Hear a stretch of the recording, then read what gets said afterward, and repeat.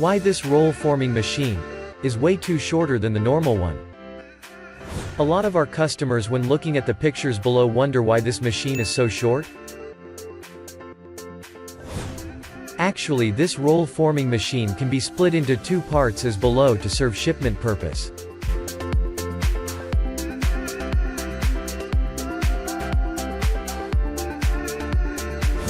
Once the machine are shipped to customer's factory, they will be reassembled as one piece like this, to reach 11 meters length as the normal one. Let's see the overview of the machine as below.